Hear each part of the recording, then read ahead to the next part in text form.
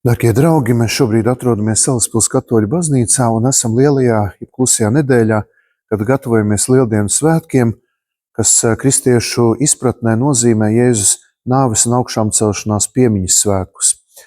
Un vēlos jūs visus aicināt šajā nedēļā izdzīvot šos mūsu ticībai tik svarīgos notikumus dievkalpojumos, kas sāksies Lielajā ceturtdienā 18:30. Šajā dievkalpojumā mēs atcerēsimies to brīdi, kad Jēzus kopā ar saviem mācekļiem vēlējās nosvinēt jūdu lieldienas, ja Pasku, un pulcējās tādā augšistabā, kur dalījās šajā vīna biķerī, kas bija sākums mūsu euharistiskajam mīlestam svētajai misei, kuru mēs svinam katru svētdienas dievkalpojumu. Lielajā piekdienā 14:00 šeit baznīcā visi kopā iesim krustaceļu, un 15:15 garīdznieks gulēs šeit uz zemes, un atcerēsimies Jēzus piesišanu krustā, viņa nāvi, pagodināsim krustu, lasīsim Jēzus ciešanu aprakstu.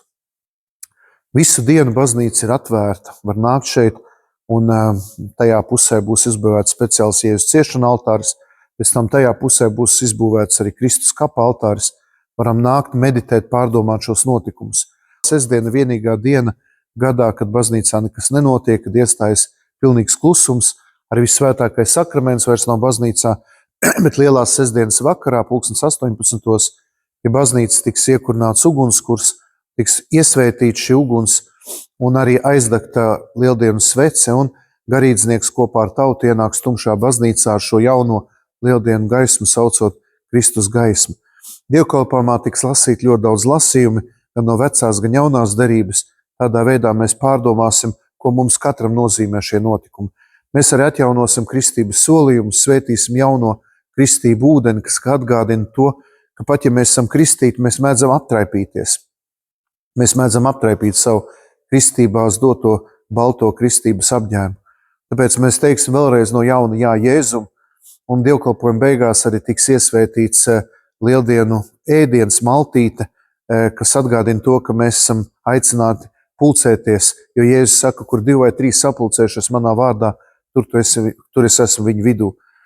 Visu nakti no lielās sestdienas līdz lieldienu rītam baznīca būs atvērta, šeit būs lūkšanas, cilvēki nāks lūgties pie Kristus kapa, un 5.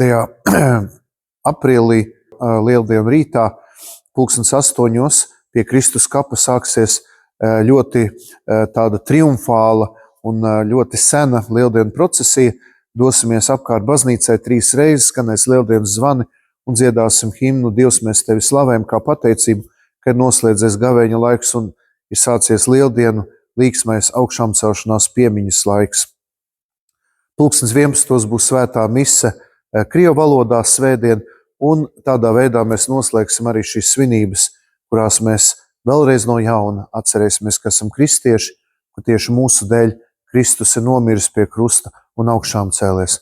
Visiem svētīgu šo kluso lielo nedēļu, un aicinu arī Salaspils Katoļu draudzē izdzīvot šos mūsu ticībai vissvarīgākos notikumus.